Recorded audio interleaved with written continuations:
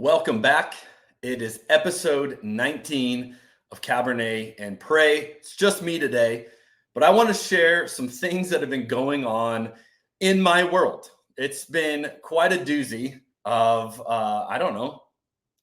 6 months. I mean, it's hard to even know what time to put on it, but certainly the last weeks have been a lot, learning a lot, processing a lot. And I thought I'd sit down and share some of that with you in hopes that maybe you're processing a lot or you're going through some things that maybe you can relate and we can learn together and we can grow together. And in particular, I want to share some thoughts I'm learning about gratitude and maybe rethinking that subject a little bit.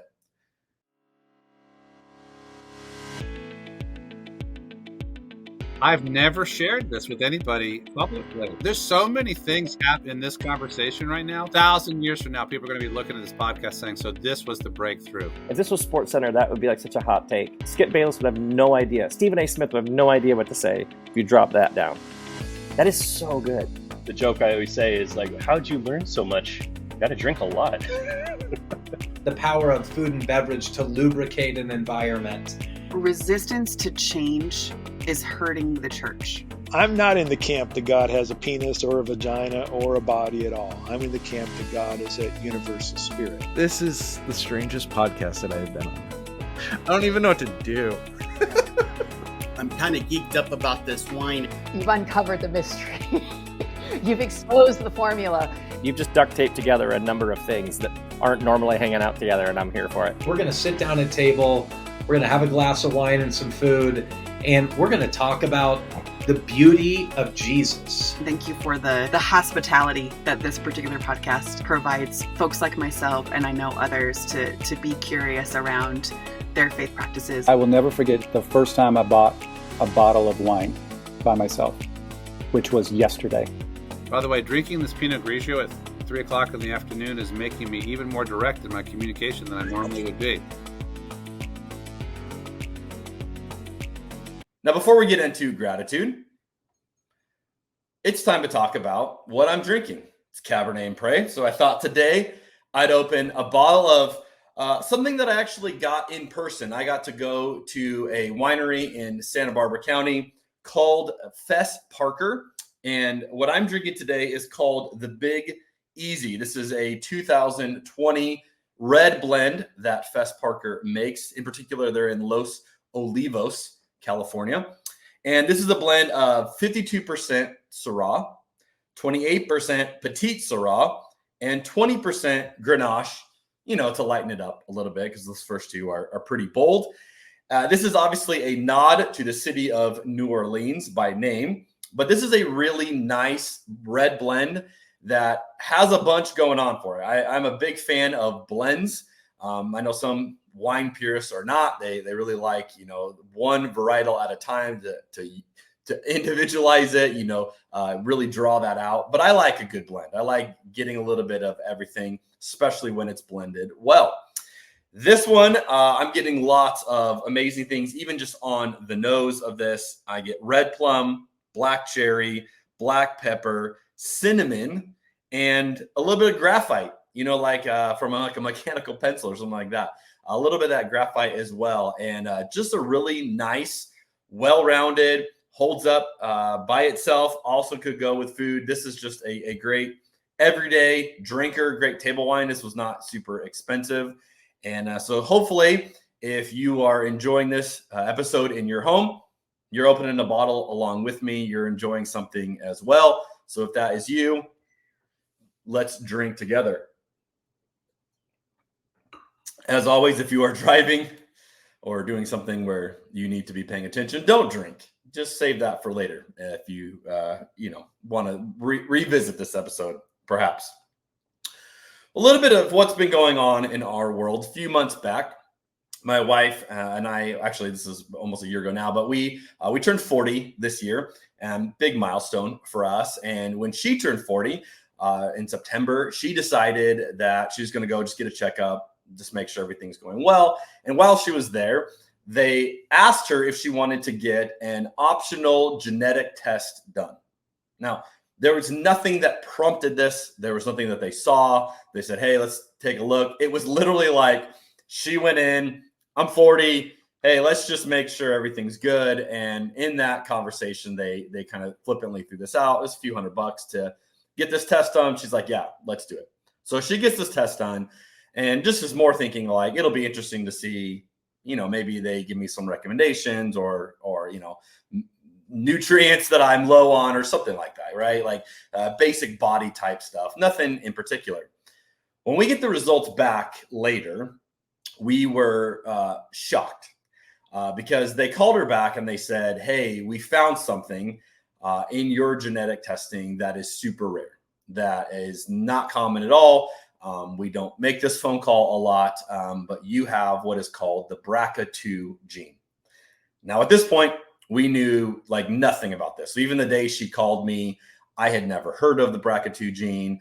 She had never heard of it. She had started doing research, from the time she got the call to she called me. Understood a little bit, but we were kind of unknown. Basically, what we found out is this gene makes it roughly 85% likely that you are going to get cancer in your lifetime. Now, this often affects people in their 40s and 50s. They get, in particular, breast cancer is very common. But this was obviously a massively high ratio that all of a sudden we're dealing with and had no idea. And so the first wave was basically figuring out, like, let's make sure she doesn't have any cancer right now that we were unaware of. And that's obviously was kind of our first panic. And so we did a bunch of tests and all of those came back great. And she didn't have cancer and doesn't have cancer. And so we were super grateful for that, obviously. But then it became this conversation of what do you do when you know that this risk is unbelievably heightened, for her. And 85% is alarmingly high, right? This is like, hey, this is a big deal, something you're going to have to deal with. And we decided to, look into everything. She did a lot of her research. She talked to different surgeons, talked to different experts, different doctors on different opinions, and, found out there's a number of ways you can go about this. And this has kind of been our world for the last few months, is dealing with this and processing through all of this. And I've been asked a lot, like people who have walked a little bit of this journey with us and who have known what she's been going through, like, what are you guys feeling? And that's a question we regularly get asked. How are you doing? How are you feeling? What's going on? And I think the answer that we have is a little surprising to most people, or perhaps they don't believe us and they think we're just, trying to put on a good Christian face about it. But truthfully, the answer has been gratitude, that this has produced gratitude in us. And it has taken kind of this idea of like, oh, we have a whole lifetime, we have all these years, and really put in perspective, like we have right now, we have this moment. And this was a huge reminder that nothing in the future is guaranteed. Now, that's true for all of us, but oftentimes it takes something like this to sharpen your senses a bit, to rattle you a bit of like, hey, none of that's guaranteed. Tomorrow's not guaranteed. You have today, and you don't even know what today's going to look like. So this has been the journey, but what we have found is that we just have this heightened sense of gratitude. And it's almost been a little bit surprising that this has been the dominant emotion, because it'd be very easy for my wife to play the victim, right? Like, woe is me. Why do I have this gene, that most people don't have? Why do I have to deal with this? Why do I have to have these percentages the way they are? But that's just not the road that she's taken. And that's not been our experience in this together. And so really it's been a season of celebrating life, of taking time to go, hey, we're not just going to go through the motions. We're going to slow down. We're going to be more aware and be more dialed in to what's going on right now. And it reminds me of something that the pastor and author John Ortberg has said. He says it like this: gratitude is the ability to experience life as a gift. It opens us up to wonder, delight, and humility. I love that idea. It's the ability to experience life as a gift. Life is a gift, it's a gift that it's often easy to take for granted because we get busy and there are bills to pay and there are errands to run and your kids need this and they need that. And we go from one thing to the next. And oftentimes we get home from a job and we're so tired, we don't even have time to process or think or celebrate the moment. But I love this simple definition of just gratitude is the ability to experience life as a gift. And this means that you have to experience all of life as a gift. And that can oftentimes be hard to do. Now, I want you to think about, when do you feel gratitude? Now, most of the time, the knee-jerk reaction gratitude that we feel is when something awesome happens. You get the promotion, you get the job, you find out that thing you were working toward is going to happen. You get the Disney trip. I mean, whatever it is, that's when we have the gratitude. Like, yes, this is working. This is happening. I'm so grateful. And if you think about it, usually there are conditions, right, that have to be met. If this happens, then I'll experience gratitude. And if this goes the way I hope it goes, then I'll experience gratitude. And, there's even this like subcurrent in Christian culture these days of like #blessed, right? Like just I'm #blessed and Jesus blessed me. And almost this like idea of like good things are going to happen. And maybe even a little bit like prosperity gospel thrown in there. Like we're just going to believe that if I follow Jesus, all good things are going to happen. I'll avoid the bad ones and I'll only experience the good ones. I'm not talking about that. I'm talking about, how do you have gratitude when things don't work out? When you get the call that you have bracket 2 and your future looks very different than you thought it was going to look like. And so for us in this season of gratitude, we just decided like we're gonna just make the most of it. And so we do this thing every year. We call them like vision boards, mood boards, where we take all these magazines and we cut out either phrases or words or images that capture kind of what we're feeling in that moment as we look ahead to a new year. And so, some people make their New Year's resolutions. This is probably as close as our family comes to this, but we make these boards and we always put these things on, and mine's hanging on my wall in my office. And, just something I can stare at and just kind of reminds me of how I felt going into this year. And, maybe some things that I was thinking about or words that really stood out to me. And so one of the things that was on my wife's vision board was to go see the Northern Lights, to go see something incredible, right? And so we had talked about that, and that had been one of those things like, yeah, maybe someday it'd be awesome to do that. Well, in this season of like, hey, we don't have anything, that we can plan on. We're not sure about the future. We decided to book a trip to Alaska, and we did it in 9 days. And you might go, why would you do that in 9 days? That's, not the way you do it. What we realized is we had a window of time that this worked out with our schedules, that we could both do this. And we're able to have my sister-in-law and brother-in-law join us for this. And it wasn't as long of a trip as in an ideal scenario we'd like to do. But it was one of those, we could do this and we can make this work. And this is what we got. And so rather than putting it off to someday would be awesome, we decided let's plan this Alaska trip in 9 days. And I found myself reflecting on that trip a lot, because there's just a lot of unusual parts of this trip that were very different than most trips that we often take. Most of my vacations involve reading books and lots of time to think.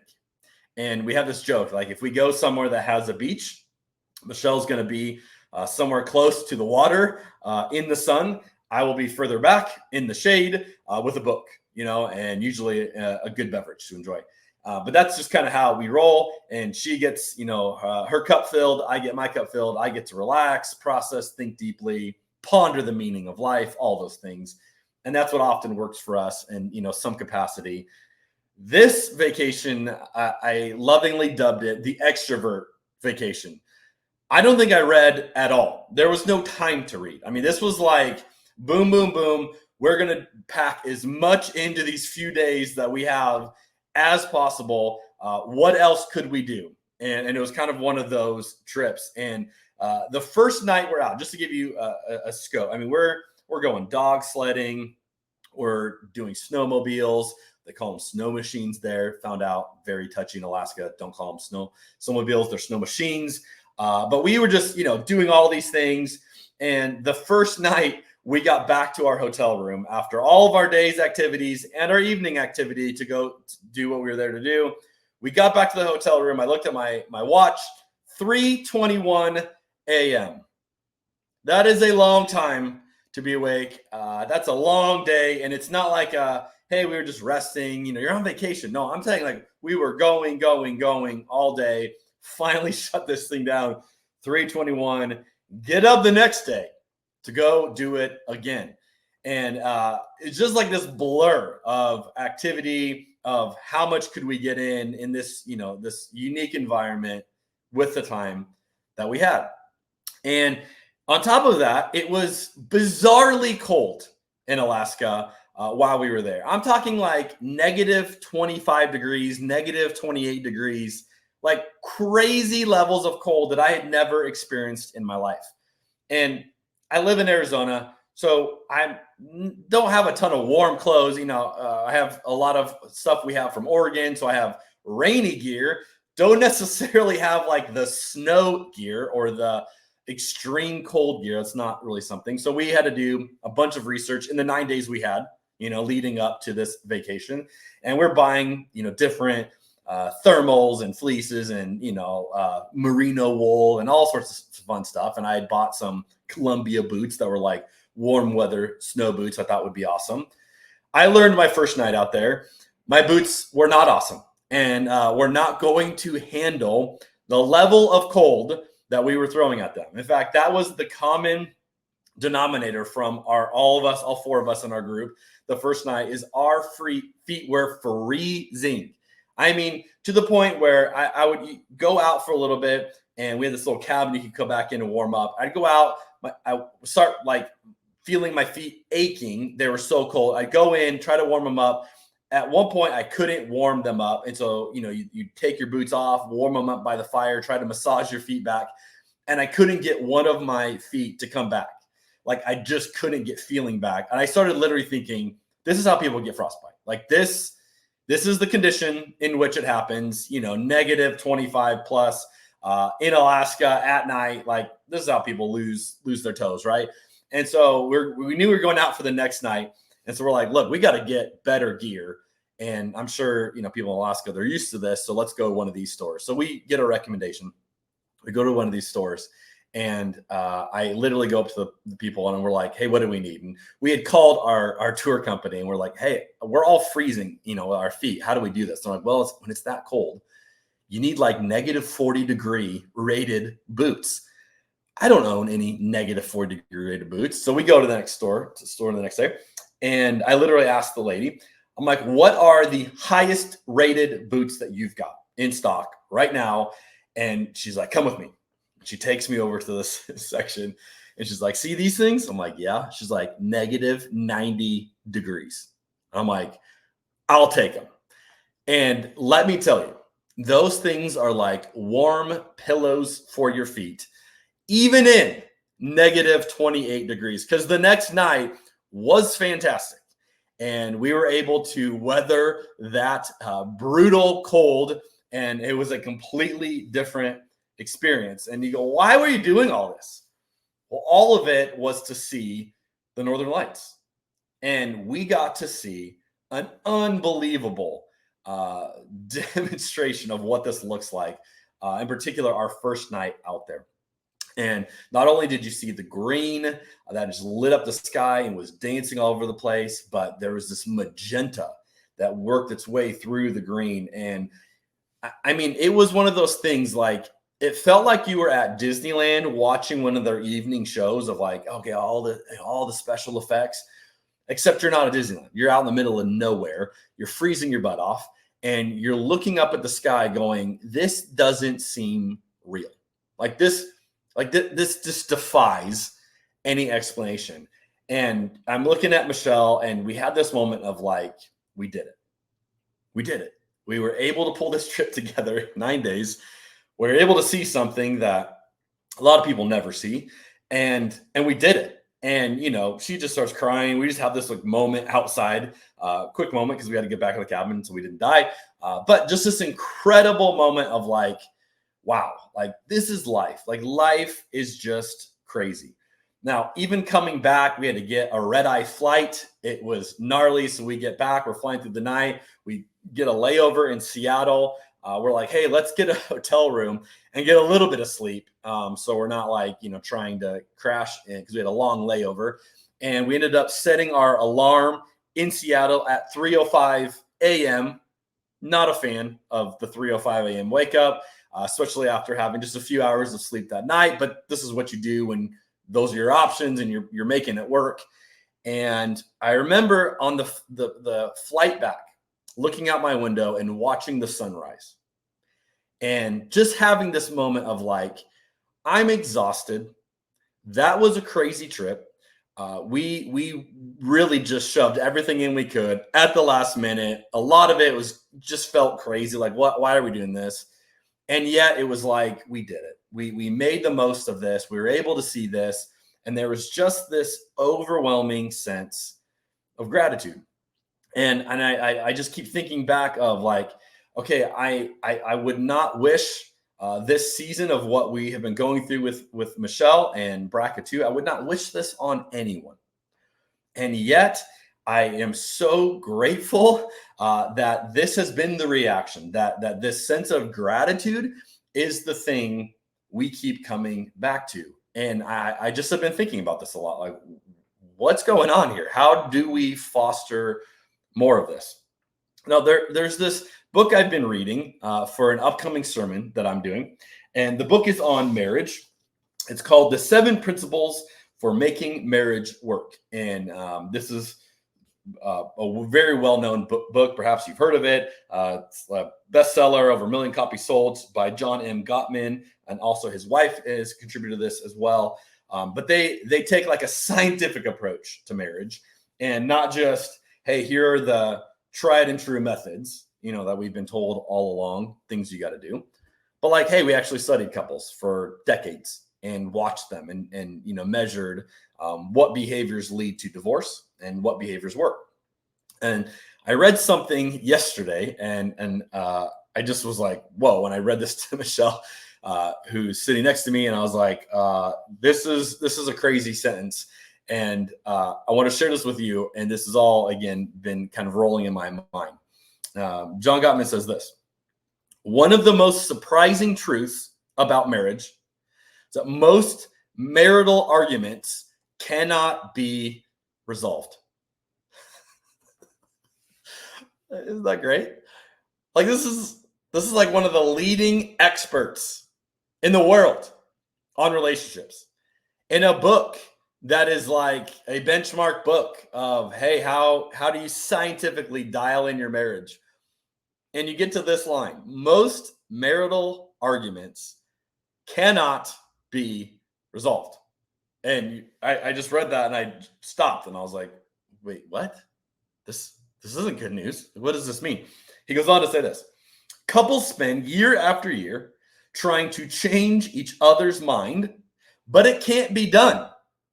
Some of you are nodding your head in agreement right now. You're like, yeah, been there. This is because most of their disagreements are rooted in fundamental differences of lifestyle, personality, or values. By fighting over these differences, all they succeed in doing is wasting their time and harming their marriage. Instead, they need to understand the bottom line difference that is causing the conflict and learn how to live with it by honoring and respecting each other. Only then will they be able to build shared meaning and a sense of purpose into their marriage.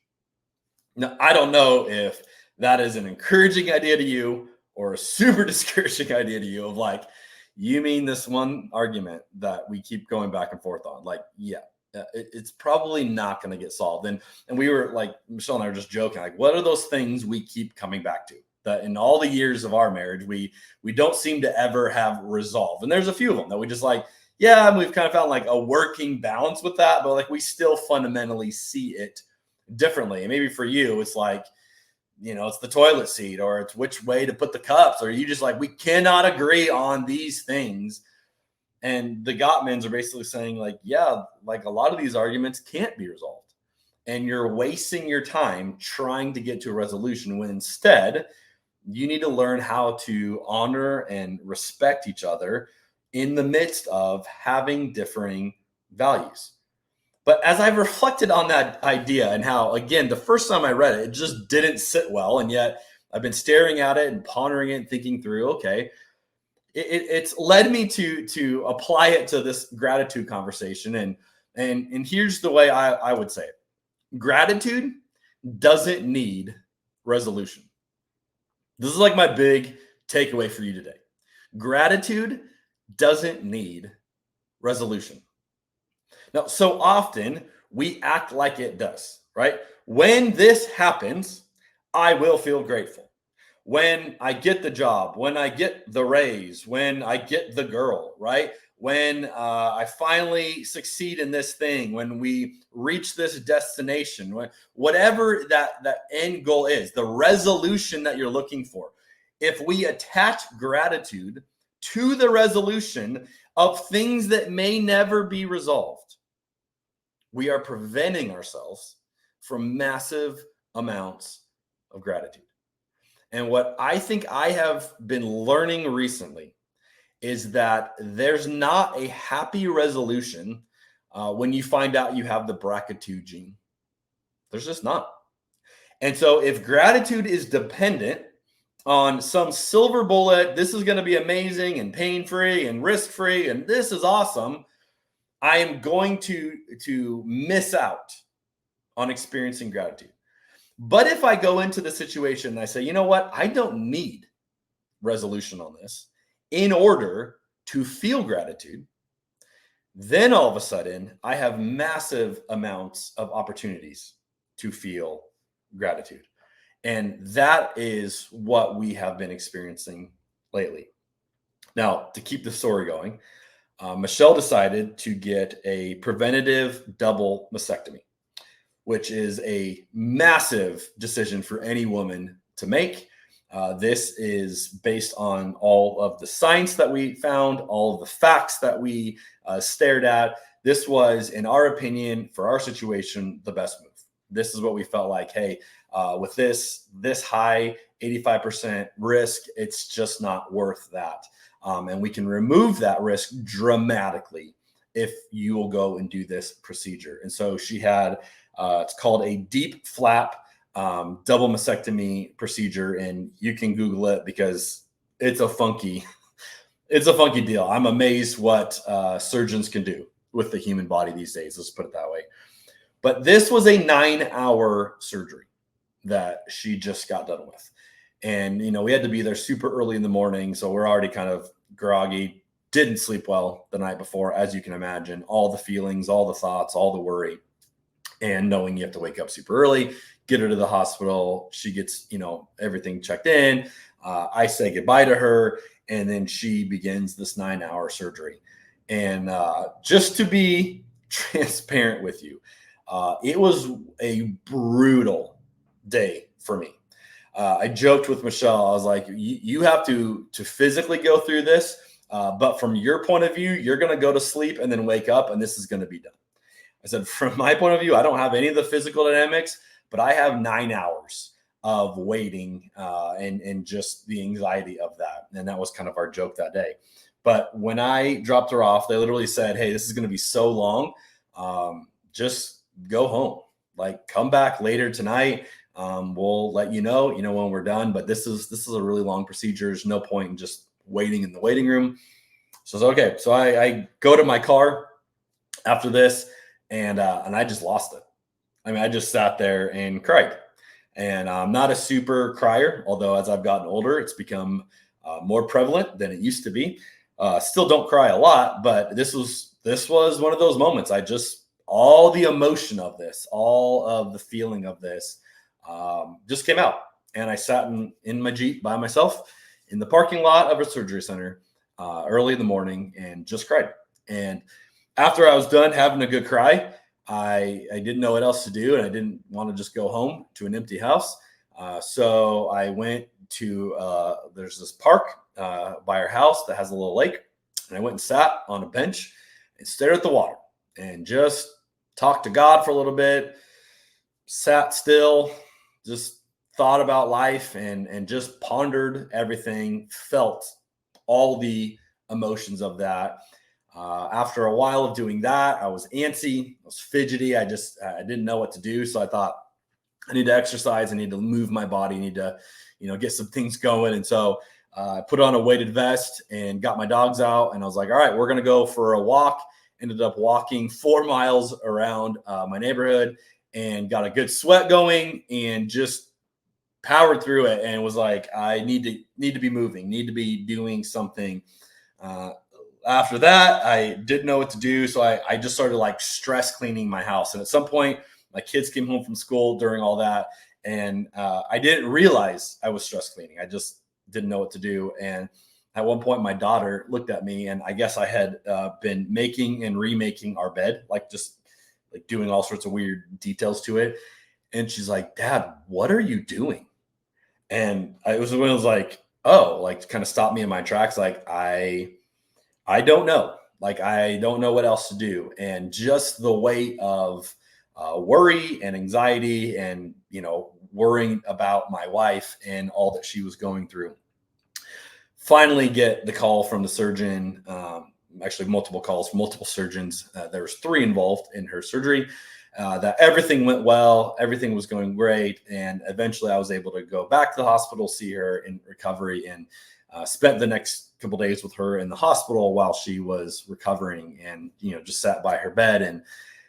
And again, I would say the dominant emotion was gratitude.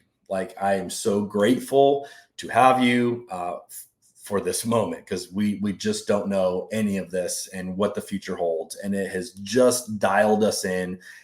This situation is very unresolved. This has been brutal on her body. By far the hardest thing she has had to recover from physically. And my wife is probably the strongest person I know, and certainly the strongest person I've ever seen recover from surgery in the past. And this one, no different than that, but just watching how tough this was on her body and on the recovery of all this and realizing this. And we're still looking at another probably 2 surgeries this year, at follow-up surgeries for all of this that's affiliated with this BRCA2 gene. And I say that because what I don't feel is resolution. I don't feel resolution. I don't feel like, wow, we solved it. We fixed it. We're not worried about that anymore. I don't feel that at all. But I do feel gratitude. And it's almost been heightened in the fact that I don't have resolution. And that's a tremendous encourager, is that if the lack of resolution with the right perspective could actually heighten our sense of gratitude, then you and I have all kinds of opportunities to be more grateful. Because I bet as you're listening to this or watching this, you are thinking of things in your own life that are not resolved, things that you're anxious about, things that you're worried about, things that keep you up at night, things that wake you up at night, that you go, I do not know about that. Things that are making you cry in your car. Those are the things that you go, yeah, I don't have resolution. And the human experience is filled with them. But what if we allowed those moments to produce gratitude in us, to go, wow, so grateful for the reminder that I am here right now, that I have this moment right now. And even without the resolution, I can still choose gratitude. The author Christine Pohl says it like this: gratitude begins with paying attention, with noticing the goodness, beauty, and grace around us. So here's my question for you today. Are you paying attention? Are you paying attention to the goodness and the beauty and the grace around you? Not the resolution of those things, not the happy feelings, not the dodged a bullet on that one, but are you paying attention to the moments that you can say, hey, we can appreciate this? And it may not be on the terms that you would like. It may not be in the time frame you would like. It may not be remotely the way that you would have drawn this up or have desired it. And yet, I'm just being constantly reminded in this season that gratitude is always a choice before us if we pay attention. So I don't know what the rest of our story looks like. I know right now my wife is getting stronger every day. I know that I have loved the chance to take care of her and to be supportive of her in this season. I know that so many people have been encouraged by the way that she has shared about her own journey and how she has faced this head on. And I hope that she encourages more women to do similar tests and to make hard decisions for their health and for their future. But I don't know where resolution is going to come from. I don't know what the next surgery is going to look like or when. I don't know about surgery 3. There's just so many things that continue to be not resolved. And that is my message for you today, is don't wait on resolution. Do not let resolution to your issues hold you hostage from gratitude. Gratitude is available in the midst of it. And if it's anything like what we've experienced, that situation that's creating anxiety in your life right now might actually be the key for you experiencing gratitude in new and profound ways. So hopefully that message is encouraging to you today. Hopefully it speaks to something you may be going through. And the reminder that gratitude is available to all of us, I think, is very good news. So to all of that, I want to say cheers to you. Thanks for listening. Thanks for watching. We'll see you next time.